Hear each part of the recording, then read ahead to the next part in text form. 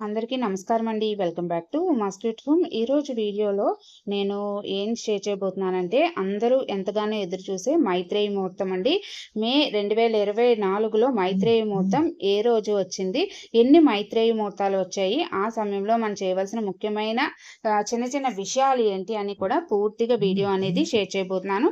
వీడియోని ఎక్కడ స్కిప్ చేయకుండా చూడండి. అలాగే మొదటిసారి ఎవరైనా మన ఛానల్ చూస్తే దయచేసి సబ్స్క్రైబ్ చేసుకొని పక్కనున్న బెల్ సింబల్ని క్లిక్ చేసుకుంటే నేను అప్లోడ్ చేసే మంచి మంచి వీడియోస్ నోటిఫికేషన్స్ మీ వరకు వస్తాయి. అలాగే మన ఛానల్లో శ్రీ పంచమి పూజా నీడ్స్లో అనేక రకాల పూజా సామాగ్రి అనేది అందుబాటులో ఉందండి. ఇప్పుడు మనం ఏదైనా షాపుకి వెళ్ళినప్పుడు ఒకటి దొరుకుతుంది, ఒకటి దొరకదు. కానీ మన పూజా సామాగ్రిలో నిత్య పూజలో ఉపయోగించేవి, అలాగే ముఖ్యమైన పద్ధతుల్లో ఉపయోగించే పూజా సామాగ్రి కూడా అవైలబుల్ ఉందండి. మీలో ఎవరికైనా ఇంట్రెస్ట్ ఉంది, మాకు కావాలి అనుకుంటే తప్పకుండా స్క్రీన్ మీద కనిపించే నెంబర్కి వాట్సాప్ చేయండి. నేను అక్కడ మీకు ప్రతిదీ కూడా డీటెయిల్గా రిప్లై అనేది ఇస్తాను. అలాగే ఏ సామాగ్రి ఉంది అని కూడా లిస్ట్ అనేది మీకు పెడతాను. అలాగే షిప్పింగ్ అనేది ఆల్ ఓవర్ ఇండియా ఉందండి. షిప్పింగ్ ఛార్జెస్ సపరేట్గా ఉంటాయి. సరే, లేట్ చేయకుండా వీడియోలోకి వెళ్ళిపోదాం. మనం ప్రతి మైత్రేయి ముహూర్తం అనేది చాలామంది ముహూర్తం చేసుకుంటూ ఉన్నారు. అసలు మైత్రేయి ముహూర్తం అంటే ఎందుకు అంటే, మన జీవితంలో మనం కొన్నిసార్లు అప్పు చేయవలసిన పరిస్థితి అనేది ఏర్పడుతూ ఉంటుంది.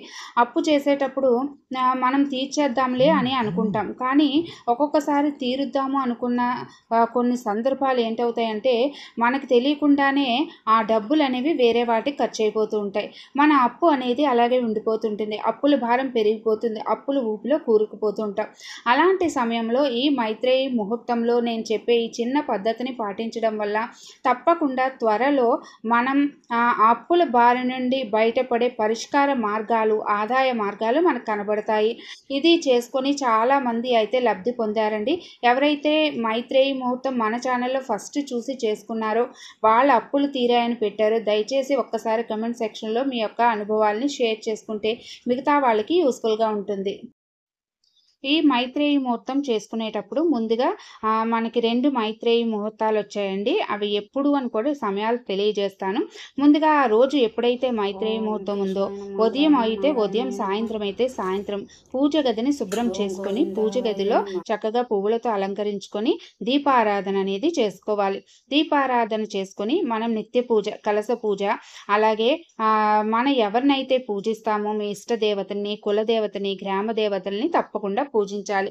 అయితే ఈ షోడశోపచార పూజ ఎంత ఈజీగా 15 నిమిషాల్లో చేసుకోవచ్చో అని పూర్తి వీడియో ఆల్రెడీ షేర్ చేశానండి. లింక్ కూడా డిస్క్రిప్షన్లో ప్రొవైడ్ చేస్తాను. మీకు ఇంట్రెస్ట్ ఉంటే చెక్ చేయండి. నేనైతే ముందుగా దీపారాధన, విఘ్నేశ్వర దీపారాధన, కామాక్షి దీపారాధన చేస్తానండి. చాలామంది పూజ గదిలో ఎన్ని దీపాలు వెలిగించాలి అని అంటూ ఉంటారండి.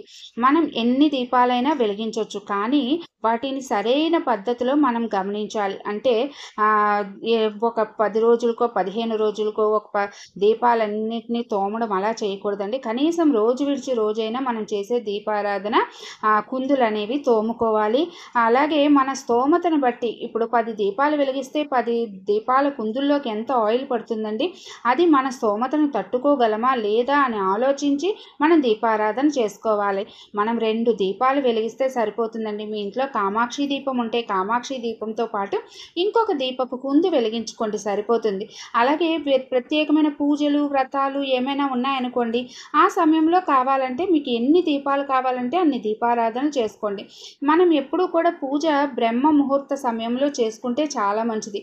లేదు అంటే కనీసం ఉదయం 6-6:30 లోపల మన పూజ కనుక మనం ప్రతిరోజు మనం చేయగలిగితే మన కోరిక ఏదైతే కోరుతామో అమ్మవారిని కానీ స్వామివారిని కానీ తప్పకుండా కోరిక నెరవేరుతుంది. అయితే కొంతమందికి పిల్లలు అలాగే ఆఫీసుల వల్ల కుదరకపోయినా కనీసం ఒక 8-8:30 లోపలైనా చేసుకోండి. మైత్రేయి ముహూర్తం ఎవరైతే చేస్తున్నారో వాళ్ళు ఈ కవర్ అనేది లాస్ట్ టైం పెట్టుంటారు కదండి. అందులో మనం ఏమేమి పెట్టామో, బిర్యానీ ఆకు, అలాగే బిర్యానీ ఆకు మీద మా అప్పులన్నీ తీరిపోయాయి అని చెప్పేసి మనం ఈ బిర్యానీ ఆకు మీద అనేది రాసి పెట్టాము. అలాగే వసకొమ్ము పెట్టాము. అలాగే డబ్బులు కూడా 101 రూపాయి అనేది పెట్టాము. అయితే పచ్చకర్పూరం అనేది గాలికి ఆహుతి అయిపోతుంది కాబట్టి అవసరం లేదండి. అదే కొత్తగా చేసేవాళ్ళు ఏమేమి సిద్ధం చేసుకోవాలంటే మైత్రేయ ముహూర్తానికి ముందే సిద్ధం చేసేసుకోవాలి. ఇలా ఒక కవర్ అనేది మనకు అన్ని ప్రొవిజన్ షాప్స్లోని స్టేషనరీ షాప్స్లోని దొరుకుతుంది. లేదు అంటే మీరు పేపర్తో కూడా సిద్ధం చేసుకోవచ్చు. కవర్ సిద్ధం చేసుకోవాలి. అలాగే మీరు ఎంత డబ్బులైతే ఆ ముహూర్తంలో పెట్టాలనుకుంటున్నారో 101 అవ్వచ్చు, 501 అవ్వచ్చు, 1001 అవ్వచ్చు, 11 రూపాయలు అవ్వచ్చు, ఎంతైనా సరే ఆ అమౌంట్ సిద్ధం చేసుకోవాలి. అలాగే మనకు కావాల్సింది ఒక చిన్న వసకొమ్ము. ఆల్రెడీ ఈ వసకొమ్ముని మన ఛానల్లో చాలా మంది ఆర్డర్ చేసుకున్నారు. వసకొమ్ము, ఈ పునుగు అనేది ఈ రెండు మైత్రేయ ముహూర్తానికి చాలా చాలా ఇంపార్టెంట్ అండి. ఈసారి పునుగును అనేది మళ్ళీ తెప్పించినప్పుడు ఇంకా మంచి సువాసన వచ్చే విధంగా అయితే ఉందండి. ఈ పునుగు అనేది అంటే ఇంకా కొంచెం బెటర్గా చేయమని చెప్పాను అనమాట. అందుకని చాలా బాగా చేసి తీసుకొచ్చారు వాళ్ళు. ఇది వచ్చేసి మనకి పునుగు కావాల్సింది. అలాగే మనకి దీంతో పాటు మనకు కావాల్సింది ఒక చిన్న పచ్చకర్పూరం ముక్క, అలాగే ఒక బిర్యానీ ఆకు. ఆ బిర్యానీ ఆకుకి కన్నాలు అవి లేకుండా చూసుకోండి, మంచిది తీసుకోండి. ఇది కొత్తగా చేసేవాళ్ళు. ముందు చెప్పింది అయితే పాతగా చేసేవాళ్ళు. ఈ విధంగా మనం మైత్రేయ ముహూర్తం నేను ఇప్పుడు సమయం చెప్తాను కదా, ఆ సమయానికి ముందే ఇవన్నీ సిద్ధం చేసేసుకోవాలి.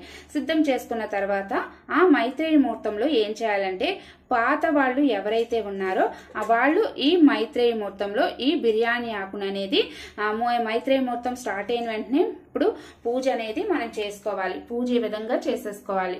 అంటే మనం హారతి, నేను ఇంకా ధూపం అనేది చూపించలేదండి, నైవేద్యం కూడా సమర్పించలేదు. నార్మల్గా పూజ అనేది కంప్లీట్ చేసుకున్నాను. చేసుకున్న తర్వాత ఈ మైత్రేయ ముహూర్త సమయంలో ఈ బిర్యానీ ఆకుని మనం కాల్చేయాలి. బిర్యానీ ఆకుని పూర్తిగా అనేది కాల్చేయాలి. చూపిస్తాను ఎలా కాల్చాలో కూడా.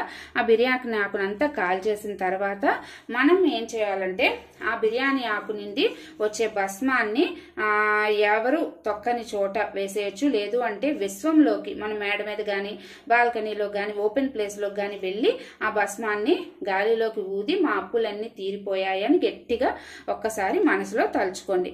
ఆ తర్వాత పూజ గదిలోకి వచ్చేసి మళ్ళీ కవర్ని మనం సిద్ధం చేసుకున్నాం కదా, ఈ కవర్ని పాత కవర్ అయితే దాన్ని ఒకసారి శుభ్రంగా తుడుచుకోండి. తుడుచుకున్న తర్వాత దానికి గంధం, కుంకుమ బొట్లు అనేవి పెట్టుకోండి. కొత్త వాళ్ళైనా సరే ఈ విధంగానే గంధం, కుంకుమ బొట్లు అనేవి మనం పెట్టుకోవాలి. 4 వైపులా ఈ విధంగా అనేది పెట్టుకోండి. ఈ విధంగా గంధం, కుంకుమ బొట్లు పెట్టుకోండి. పెట్టుకున్న తర్వాత ఇందులో ఏం చేస్తారంటే ఇప్పుడు మనం ఇంకొక బిర్యానీ ఆకు తీసుకొని దాని మీద మా అప్పులన్నీ తీరిపోయాయి, కొత్తగా అయినా సరే పాత వాళ్ళైనా సరే కొత్త బిర్యానీ ఆకు తీసుకొని దాని మీద రాసి ఆ బిర్యానీ ఆకును అనేది ఇందులో అనేది పెట్టేయండి. ఆ తర్వాత మీరు ఎంత వీలైతే అంత అమౌంట్ అనేది ఇది పెట్టండి. ఈ పెట్టిన అమౌంట్ని మీరు అప్పులన్నీ తీరిపోతాయి కదా, అప్పులన్నీ తీరిపోయిన తర్వాత ఈ కవర్ని ఎవరు తొక్కని చోట వేసేయండి. ఇందులో డబ్బుల్ని మీరు ఒకటి ఆ సమయంలో అప్పు తీర్చగలిగితే తీర్చేసుకోండి. లేదు అంటే ఇందులో ఒక కొంచెం అమౌంటే పెట్టారంటే మీ కులదేవత ఎవరైతే ఉంటారో వాళ్ళ గుడికి వెళ్ళినప్పుడు అక్కడ అనేది మీరు వేసేయచ్చు. అలాగే ఇక తర్వాత ఇందులోని వసకొమ్ము, చిన్న ముక్క వసకొమ్ము అనేది పెట్టండి. అలాగే చిన్న పచ్చకర్పూరం కూడా మనం పెట్టాలి. పెట్టిన తర్వాత దీనికి మనం పునుగును అనేది రాయాలి. 4 వైపులా పునుగును అనేది 4 వైపులా రాయాలి.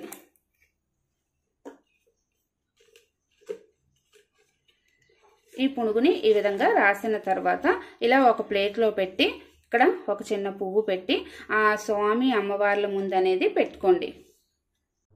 మీరు దీపారాధన చేస్తారు కదా, ఆ దీపారాధన చేసిన దగ్గర చక్కగా ఆ ముందుని ప్లేట్లో అనేది పెట్టండి. ఈ విధంగా పెట్టి నమస్కారం చేసుకొని మా అప్పులన్నీ త్వరగా తీరిపోయే మార్గాల్ని మాకు చూపించమని వేడుకోండి.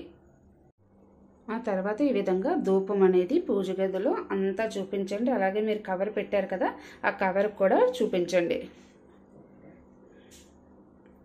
మంగళవారంతో కలిసి వచ్చిన మైత్రేయ ముహూర్తం అనేది చాలా చాలా శక్తివంతమైన మైత్రేయ ముహూర్తాన్ని అండి.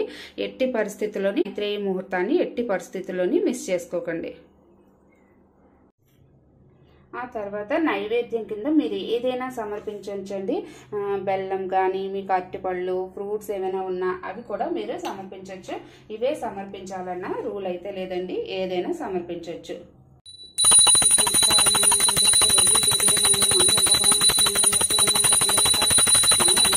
ఇలా नीलाचलनिवासाय नित्याय परमात्मा सुभद्रा प्राणनादाय श्रीनिवासाय मंगल दत्तात्रेय पूज्य श्रीधरनाथाय मंगल कामाक्षी देवे मंगल भुलोकमांबे मंगल साईनाथाय मंगल भारती परमेशाय मंगल लक्ष्मी कुबेराय मंगल सर्वमंगलमांगल्ये शिवे सर्वार्धसाधके शरण्ये त्र्यंबके गौरी नारायण नमोस्तु नारायणी नमोस्तुते।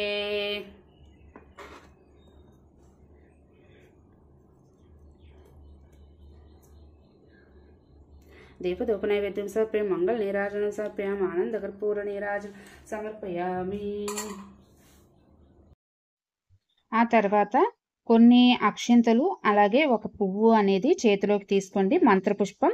ఈ మంత్రపుష్పం ఎందుకు అంటే మనం ఏదైతే కోరుకుంటామో ఈ పుష్పం అక్షింతల ద్వారా స్వామివారికి చేరుతుందనమాట। అందుకని మన మనసులో కోరికని పుష్పానికి అలాగే అక్షింతలకి నమస్కారం చేస్తూ చెప్పుకొని అవి అమ్మవారి ముందు పాదాల ముందు అనేది వేసి నమస్కారం చేసుకోండి। ఈ కవర్ని మీరు అలాగే ఉంచేయండి ఆ రోజంతా కూడా। మరుసటి రోజు తీసి మీరు ఎక్కడైనా మీ డబ్బులు ఎక్కడైతే దాచుకుంటారో అక్కడ ఆ కవర్ని అనేది పెట్టుకొని మళ్ళీ మైత్రేయి ముహూర్తం వచ్చినప్పుడు చేసుకోవచ్చండి। అలాగే నెలలో 2 మైత్రేయి ముహూర్తాలు వచ్చాయి, 2 చేయాలంటే అవసరం లేదండి। మీకు వీలైన ఏదో ఒక మైత్రేయి ముహూర్తాన్ని నమ్మకంతో భక్తి శ్రద్ధలతోటి చేసుకోండి, తప్పకుండా మీకు ఆ అప్పులు అనేవి తీరుతాయి। అయితే మనం చేసే పరిహారం పూజ మనకి సత్ఫలితాలు ఇవ్వాలి, మంచి ప్రయోజనాలు ఇవ్వాలి అంటే మనం కొన్ని పొరపాట్లు ఎట్టి పరిస్థితుల్లోనే చేయకూడదండి। ఇంతకు ముందే నేను వీడియో అనేది దానికి షేర్ చేశాను, మనం ఎలాంటి తప్పులు చేయకూడదు పరిహారాలు చేసేటప్పుడు అని చెప్పేసి। ఆ వీడియో లింక్ అనేది నేను డిస్క్రిప్షన్ లో ఇస్తాను, మీలో ఎవరైనా ఇంట్రెస్ట్ ఉంటే చూడడానికి అయితే ప్రయత్నించండి। అలాగే మన ఛానల్లో అన్ని పూజా సామాగ్రి అవైలబుల్ ఉన్నాయండి, మీలో ఎవరికైనా ఇంట్రెస్ట్ ఉంటే స్క్రీన్ మీద నెంబర్కి వాట్సాప్ చేయండి, నేను మీకు అక్కడ అనేది రిప్లై ఇస్తాను। మళ్ళీ ఇంకొక మంచి వీడియోతో మీ అందరికీ యూస్ఫుల్ అయ్యే వీడియోతో మీ ముందుకు వస్తాను। అంతవరకు సెలవు, నేను మీ ఉమా। ధన్యవాదాలు। సర్వే జనా సుఖినో భవంతు। జై హింద్।